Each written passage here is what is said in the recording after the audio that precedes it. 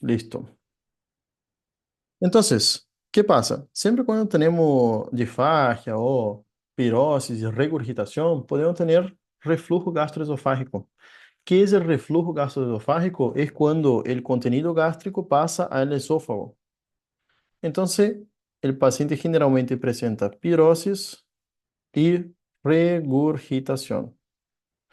La pirosis es la sensación de quemazón retroesternal que sube y baja, y la regurgitación es el alimento que sube, que el paciente siente acá en la boca, que subió como si fuera del estómago. Esa tableta generalmente pregunta en el choice al respecto de los síntomas generales, digestivos y respiratorios. Muchas de las veces el paciente con reflujo no viene con pirosis, viene, por ejemplo, con tos crónica, ronquera, es una causa de tos crónica, causas de tos crónica que tienen que saber: asma, goteo nasal, IECA y reflujo gastroesofágico son las cuatro principales causas.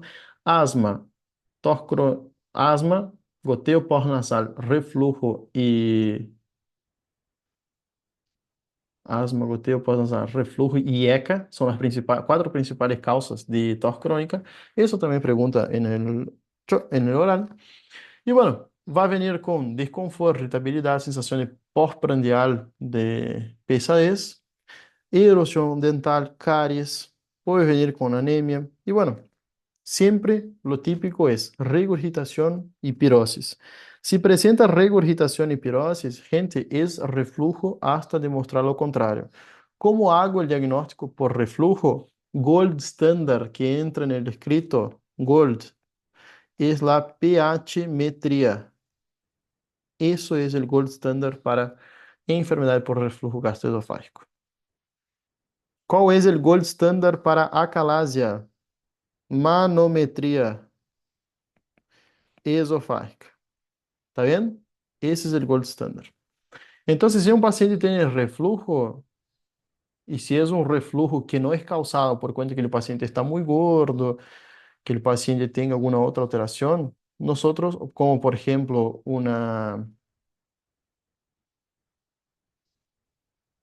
¿cómo es cuando el cardia se mete junto con el esófago? ¿Cómo se llama eso?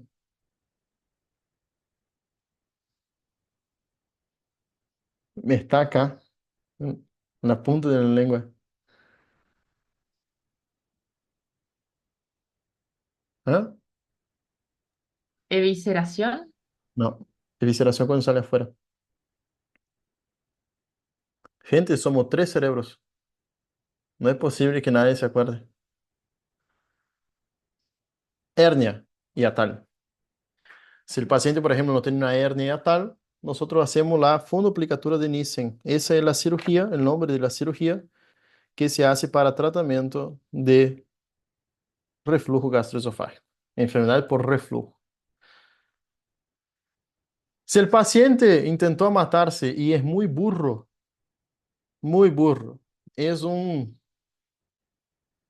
más tonto del... Intentó matarse con lavandina, por ejemplo, ingirió cáusticos.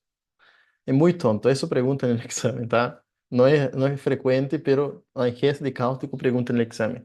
Pero si el paciente muy burro intentó suicidarse con cáustico, con lavandina, siempre asegurar la vía aérea primero y después no puede comer nada.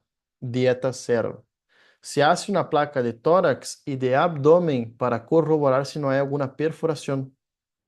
Porque el cáustico perfora el esófago o perfora el intestino o el estómago.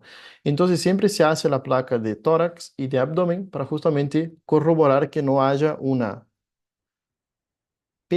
neumoperitoneo o un neumomediastino. Uno de los dos. La placa de tórax, recuérdense que sirve para diagnosticar tanto neumomediastino quanto neumoperitoneo. ¿Saben eso o no? Sí, seguro. La placa de tórax sirve para neumoperitoneo. No vaya a confundir que la placa de abdomen es para neumoperitoneo. Aire en el abdomen. Porque en la placa de tórax nosotros vemos las cúpulas diafragmáticas, que en el neumoperitoneo van a estar elevadas. y se ve el signo de O, per. Eso es en la placa de tórax. Placa de abdomen sirve para ver si no hay un empilamiento de monedas, líquido libre, alguna calcificación. No confundan placa de tórax con placa de abdomen. Bueno, hacemos una plaquita, el tonto ahí que tomó lavandina, y evaluamos si hay perforación. Lo que me importa es si hay perforación. Gente, si hay perforación es lógico. Cualquier perforación del tubo digestivo, cualquier perforación, cualquier grave en eso, cirugía. Si te da un caso clínico con perforación, es lo mismo que en valvulopatías. Cualquier valvulopatía que te da síntomas, cirugía. Cualquier perforación del tubo digestivo, cirugía. El único que puede salvar acá es el cirujano. Bueno, pero si no está perforado, hay algunos grados de calcificación, de lesión por cáusticos, que generalmente no se preguntan los grados, pero sepan que el 3C, si no me falla la memoria, es aquel que ya está perforado. Los demás son solo erosiones, lesiones. El punto es que cuando el paciente tomó el cáustico, si no murió ahora, va a morir en unos 10, 15 años por cuenta de tumor. Esa lesión por cáustico predispone a la proliferación tumoral. Generalmente entonces lo que se hace es si no está perforado, si yo no tengo neumoperitoneo o neumomediastino, yo hago una veda. Y ahí, obviamente, yo tengo que hacer reposo gástrico, reposo esofágico, nutrición por la vena y bueno, y buscar cáncer a largo plazo, porque justamente predispone a los cánceres. ¿Comprendido? En todos los casos predispone a cáncer, ponerle un nene que tome sin querer un poco o tipo realmente esta No, gente que no, tiene realmente cuando entiende matarse. Poquito generalmente no, porque hay que tener lesión en todo el tubo digestivo, ¿entendés? Poquito ni va a lesionar porque se va a diluir hasta llegar al estómago. Pero ¿por qué tomaría poco? No, porque en tóxico justo habíamos hablado, tipo de que si, no sé, encuentra una botella de gaseosa con lavandina y la toma Predispone. y puede pasar de que tenga, bueno, erosión en la mucosa y ahí Sí, entramos en la discusión si sea veda o no y por sí, se eso hace pregunté veda, si se hace también veda. tenía predisposición a tener tumor o no. Sí, se hace veda, se hace veda. A todos los pacientes que no tienen perforación siempre se hace la veda y después se evalúa el cáncer a largo plazo. Casi siempre, casi siempre. Porque si tiene erosión, quiere decir que dañó la mucosa. Si tomó y no tiene erosión, ok, casa. Casa, vida normal, vida que sigue. Pero si ya tiene alguna erosión, sí. Siempre se busca el cáncer, pero el busca de cáncer, en ese caso, es una veda anual cada, por 3 años y después cada 2 años. Más o menos así que se hace el manejo. Bueno, cosita que preguntan en el examen, diferencia entre Boerhaave y Mallory Weiss. Mallory Weiss son erosiones longitudinales de la mucosa del tubo digestivo. Generalmente son causadas por vomitadores. Entonces, el Mallory Weiss es solo una erosioncita de la mucosa y submucosa. ¿Cuál es el punto? Es que si el paciente vomita mucho, como por ejemplo los borrachos o alcohólicos, queda vomitando, vomitando, esa erosión puede aumentar y puede hacer una rotura esofágica, que ahí me va a dar el síndrome de Boerhaave. Ambos son causas de hemorragia digestiva alta, pero la diferencia es que Mallory Weiss generalmente no complica, no sangra mucho, sangra poquito. Y Boerhaave, yo tengo la perforación esofágica, entonces yo tengo aparte de la hemorragia digestiva alta, que va a ser más grave, yo tengo un neumo mediastino. Boerhaave, toda perforación es igual a cirugía. Entonces, Boerhaave va a cirugía, Mallory Weiss, yo tengo que tratar la causa. Si toma mucho, si es alcohólico, la causa que sea, yo tengo que tratar la causa de Mallory Weiss, ¿tá? Bueno, así se ve un esófago con acalasia. Miren. dilatación del esófago con contracción del esfínter esofágico inferior. Eso es la acalasia. Acalasia significa la incapacidad de relajar el esfínter esofágico inferior. Sería el clásico que aparece en el examen, pico de pájaro. La imagen es en pico de pájaro. ¿Cuál es ese estudio? Esófago, gastro, duodenal. É um trânsito baritário, se chama esse estudo. O paciente toma um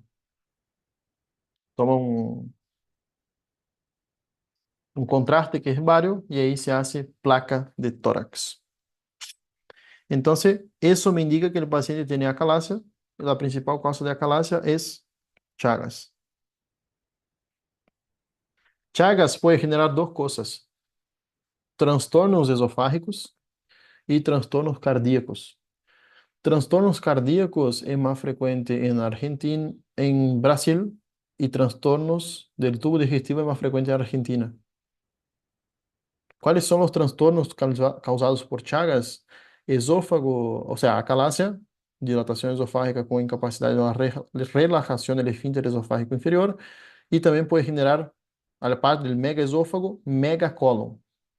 Y alteración cardíaca del Chagas, corazón en trapo. Destruye la fibra, dilatación cardíaca. Es muy frecuente que en cardio, nosotros no vimos, pero los pacientes con Chagas presenten bloqueo de rama derecha. Todo el paciente que presenta bloqueo de rama derecha, piense siempre en Chagas. Bueno, úlcera gástrica versus duodenal. ¿Cuál es la diferencia? La duodenal es la más frecuente. Primera porción del duodeno, segunda porción como mucho. La gástrica es la más grave. Generalmente la úlcera duodenal está asociada al Helicobacter pylori, se da en pacientes jóvenes y, ojo, característico acá, el dolor que presenta el paciente mejora con los alimentos, pero la úlcera duodenal hace con que el paciente despierta a la noche. Entonces, úlcera duodenal mejora con alimentos, pero le despierta a la noche. Va a venir un caso lo siguiente: paciente, 30 años de edad, despierta a las noches por dolor, por epigastralgia. Ah, ¿Cuál es el diagnóstico?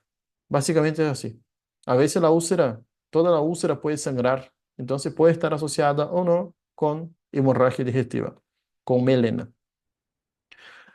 Y, ojo, eso es pregunta de choice. No requiere biopsia la úlcera duodenal. La úlcera gástrica siempre requiere biopsia, siempre tenemos que hacer biopsia, porque hay mucho mayor predisposición al cáncer gástrico. Eso es pregunta de examen. La diferencia del dolor es que la úlcera gástrica, el dolor empeora con los alimentos y no despierta a la noche. La úlcera gástrica es conocida por el hambre doloroso. Tiene hambre, come, pero le duele.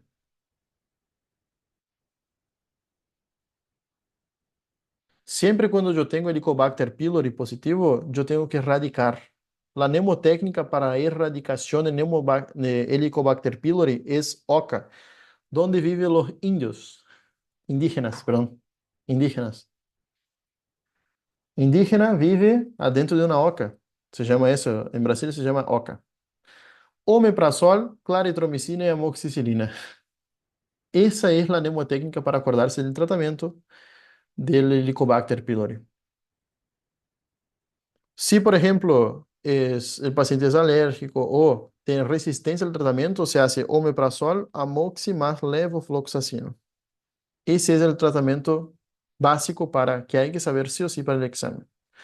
¿Cómo yo veo si el paciente tiene Helicobacter pylori? Generalmente es diagnosticado por cuenta que el paciente consulta por o melena o malestar abdominal que despierta a la noche, lo que sea, ¿tá?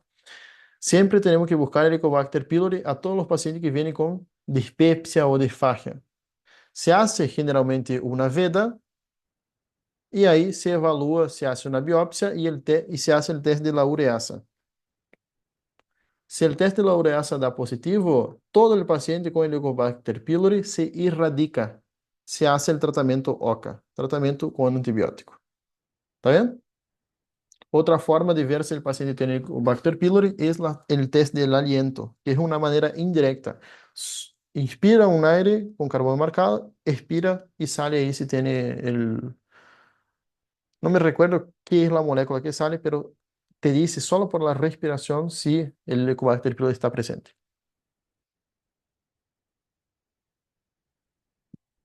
Va, molei todo. Azar. ¿Qué es eso? ¿Qué es eso? Agos, Ori, Victoria.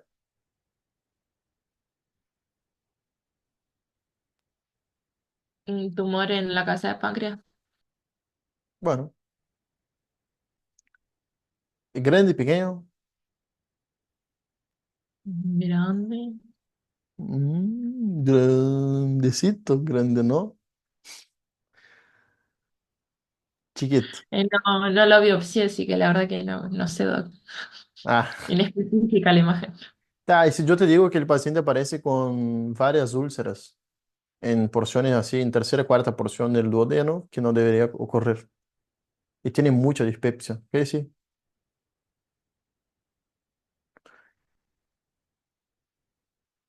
Vino así el paciente joven, 35 años, come y tiene mucha dispepsia, mucho malestar postprandial.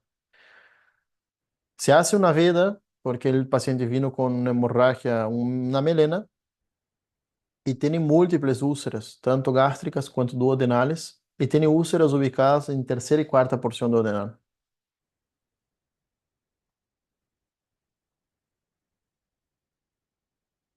Colitis ulcerosa. ¿No?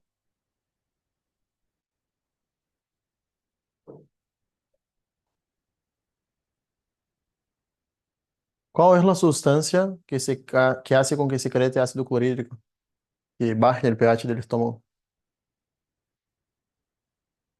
¿No es la gastrina?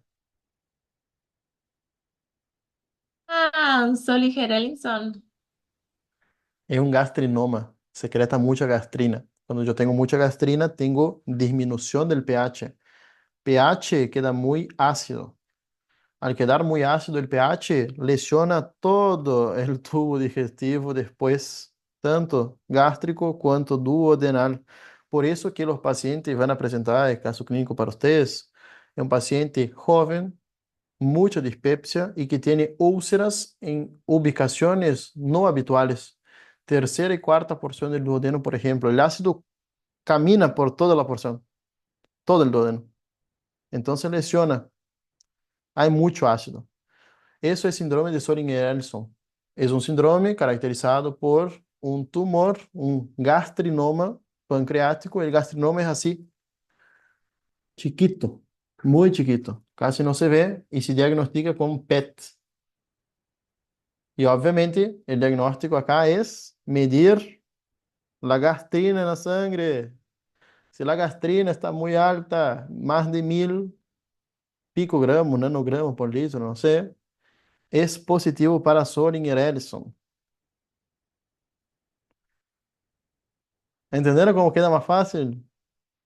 Diagnóstico, sacar esa porcariacita acá. Resección. Si no hay metástasis, obviamente, pero generalmente muy chiquito, de difícil diagnóstico, el paciente presenta dispepsia. Bien, sangrado del tubo digestivo, alto y bajo. ¿Quién me delimita qué es alto y qué es bajo? El famosísimo ángulo de Treitz, que hasta hoy nadie sabe dónde queda, pero sabemos que está ahí el nombre. ¿Alguien sabe dónde queda el ángulo de Treitz? Sí, enséñame, por favor, porque yo no me acuerdo nada todavía. ¿Dónde está?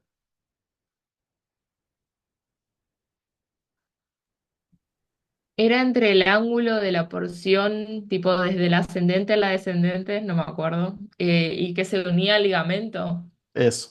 El ligamento que traccionaba y formaba un ángulo, que se llama ángulo de Treitz. La verdad es que eso nos va a definir No va a preguntar eso en el examen, obvio, pero va a preguntar respecto a qué es la hemorragia y alta y baja, las causas. Hemorragia digestiva alta, lo que más se pregunta es la úlcera péptica gastroduodenal, que estábamos hablando recién, varices esofágicas, todo lo que genera esofagitis, gastritis, que genere erosiones gástricas y Mallory son las principales causas de sangrado alto. Y las principales causas de hemorragia digestiva baja, que es después del ángulo de Treitz, es fístulas, fisuras anales, perdón, fisuras y hemorroides. Después tenemos los angiodisplasias, pólipos y divertículos. Son las principales causas de hemorragia digestiva baja. Pero el caso clínico no va a decir, oh, bueno, te puede decir, pero generalmente no. No te va a decir qué tiene el paciente, te va a decir las cosas que él toma, las cosas que él hace, para después que vos descubrir el diagnóstico. Entonces, si viene en el caso clínico que usa AINES, úlcera péptica, gente.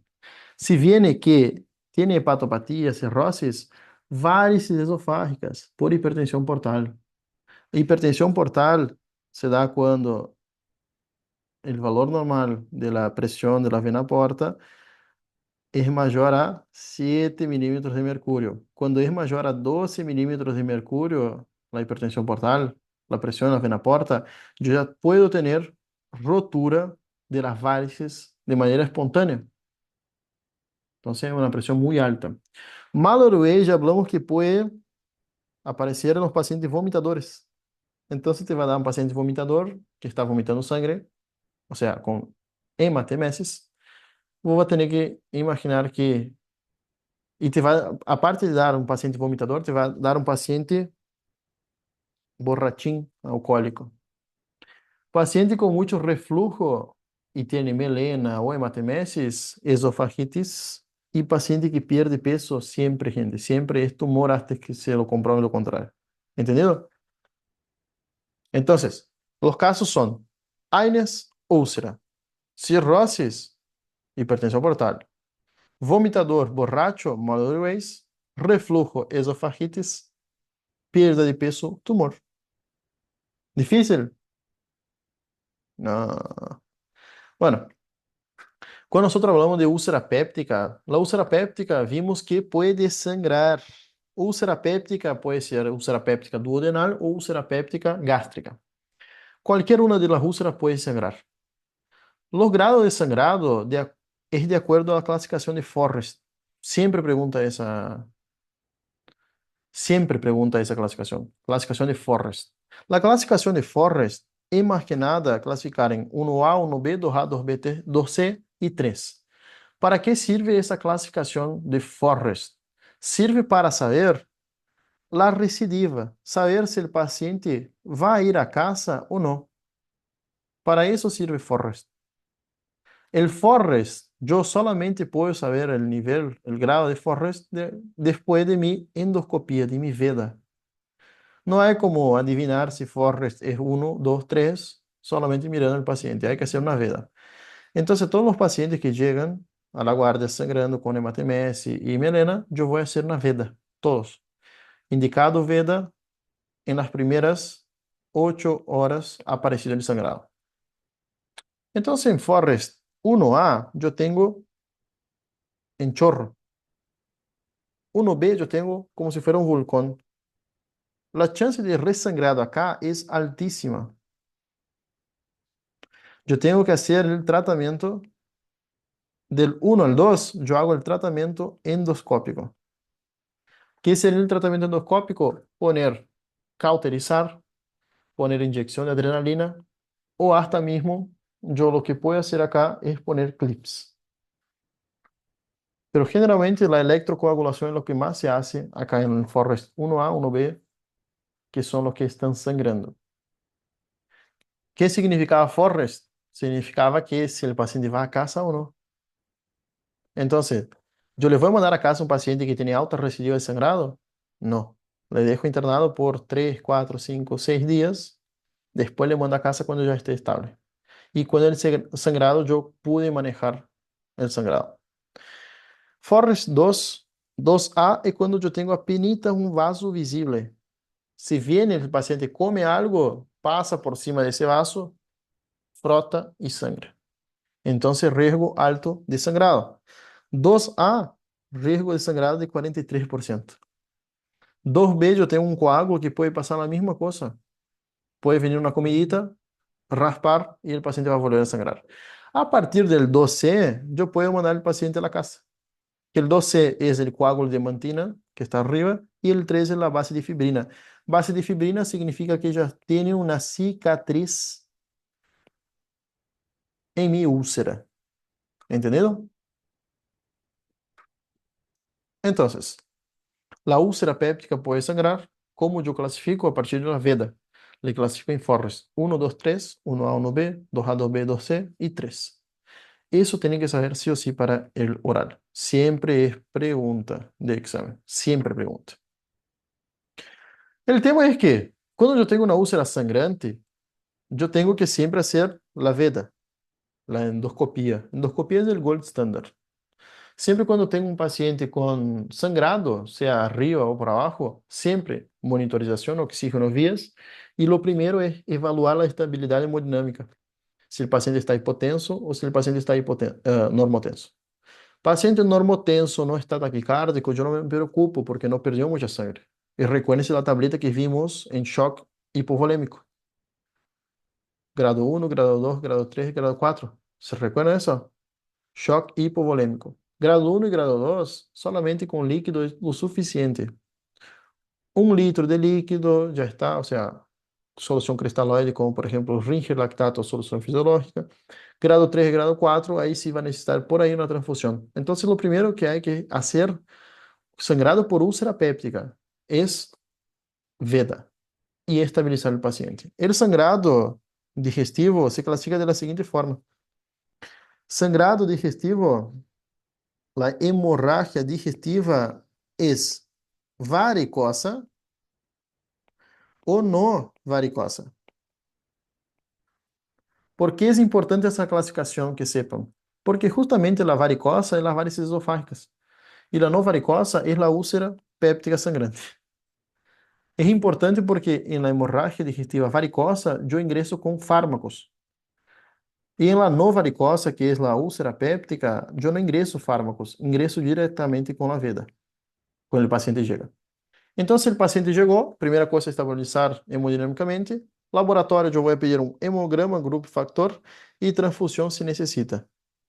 Tratamento, voy a hacer tratamiento específico. El tratamiento antiulceroso es omeprazol, erradicación del Helicobacter pylori con el sistema OCA, omeprazol, claritro y amoxicilina. Tratamento de la hemorragia va a ser hasta el Forres 2B. ¿Vieron la clasificación porque es importante? Yo le trato la hemorragia acá y acá con la endoscopia. Y después, obviamente, yo hago el tratamiento quirúrgico si no puedo controlar la hemorragia. ¿Entendido hasta acá? No es difícil. Eso es solo un repasote. Pero si el paciente tiene varices esofágicas, la mortalidad es muy alta.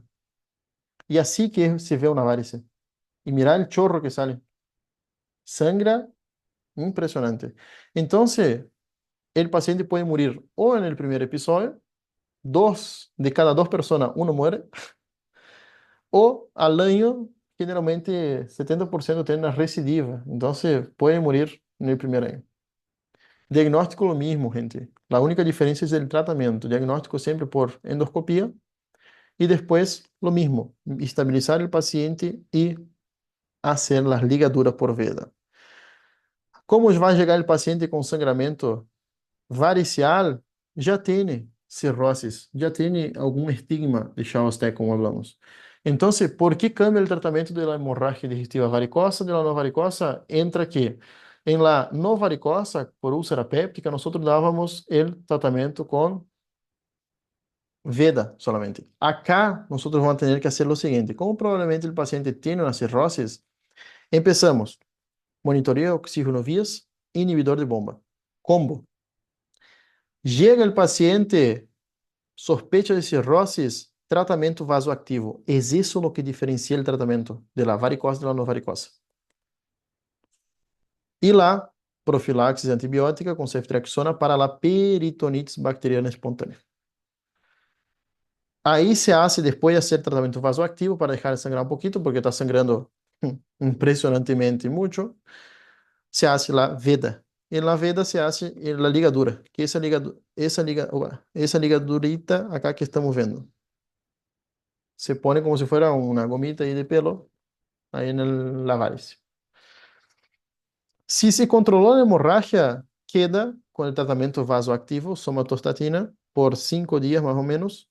Se inicia propanolol y se hace control. Se hace la profilaxis el sangrado varicial secundario. Y si no se controla la hemorragia, ahí sí, o aumentamos el tratamiento vasoactivo, vasoactivo, la dosis de terlipresina y somatostatina, o se puede hacer un baloncito que no hay en todos los lugares, es muy caro, pero el honorar le gusta preguntar. Pero como él no va a estar, no, no importa. Balón de Sangstack en Blackmore. Se infla un balón adentro del tubo digestivo y bueno, contrae y comprime los vasos. Y bueno, y si no para de sangrar, se hace TIPS, shunt porte sistémico hepático transjugular. Ese es el tratamiento de hemorragia aguda alta varicial. Próximo tema, rapidito, hemorragia digestiva baja. Ya hablamos. Principales son fisuras y hemorroides. Después tenemos los divertículos, angiodisplasia, pólipo, tumor, colitis isquémica y enfermedad inflamatoria intestinal. Intestino delgado, divertículo de Meckel tiene que lembrar, y enfermedad de Crohn. Si la hemorragia digestiva baja no es grave y tiene una patología rectal, nosotros vamos a hacer manejo ambulatorio, si es fisura o si es hemorroide. Pero lo que frecuentemente aparece en los exámenes es el paciente que es grave. Entonces nosotros lo que vamos a hacer es una gastroscopia, una veda, y evaluamos si necesita un tratamiento específico. Hacemos una veda y una colonoscopia. Si el paciente no tiene diagnóstico con la colonoscopia ni con la veda y está sangrando, ahí sí nosotros hacemos una angiotac para descubrir a dónde está sangrado. Angiotac es una tomografía con contraste que se ve dónde está sangrando. Si el paciente necesita un tratamiento endovascular, ahí va la colonoscopia y si no, va a cirugía. Y ahí es donde se abre todo, se mira dónde está sangrando y se corta la porción. Sangrado digestivo bajo generalmente pregunta causas y qué lo harías. Entonces, cuando llega un paciente con sangrado, siempre MOV más estabilización hemodinámica. Eso fue mi pregunta de tercera era y así lo salvé. Pancreatitis aguda, rapidito. Aguda, crónica, leve y necrohemorrágica. Las principales causas, y eso hay que saber para el examen sí o sí, es la litiasis biliar, la alcohólica. Después tenemos la hipertrigliceridemia, obviamente, por tumor pancreático, medicamentos como, por ejemplo, la furosemida, que le gusta a Miguel preguntar, la autoinmune y la hipercalcemia. Son las principales causas de pancreatitis aguda. ¿Qué es la pancreatitis aguda? Es la inflamación del páncreas por cuenta de la autodigestión enzimática. Lipasa y amilasa se activan dentro del páncreas y empiezan a digerir el páncreas. Entonces, por eso que podemos tener una pancreatitis leve, que es 80-90% de los casos, y la necrohemorrágica, que es un 10% más o menos. Generalmente los pacientes con pancreatitis auto, son autorresolutivas y raramente es la necrohemorrágica. Pero el tema es que cuando es necrohemorrágica, el caso clínico te va a dar eso, signo de Cullen y de Gray-Turner, que significa que está habiendo un sangrado hacia el retroperitoneal. Entonces, Cullen es hematoma periumbilical y Gray-Turner son hematomas en los flancos. Cuando aparece eso, es una pancreatitis necrohemorrágica hasta que se demuestre lo contrario. ¿Qué se hace cuando viene un paciente con pancreatitis? Tenemos que primero buscar la causa, si es una litiasis o si, por ejemplo, es alcoholismo. Ahí se hace el laboratorio. ¿Qué importa el laboratorio? Amilase lipasa. ¿Cuál es más importante acá? la lipasa. Lipasa es más sensible y específica. Hacemos una tomografía de abdomen, evaluamos si las enzimas están elevadas y bueno, hacemos el diagnóstico de pancreatitis aguda. ¿Cómo es el dolor de la pancreatitis aguda? Es un dolor en hemicinturón, generalmente en tercio superior del abdomen, que puede irradiarse hacia la espalda. Y el paciente siente como si una lanza estuviera traspasando de un lado hacia el otro.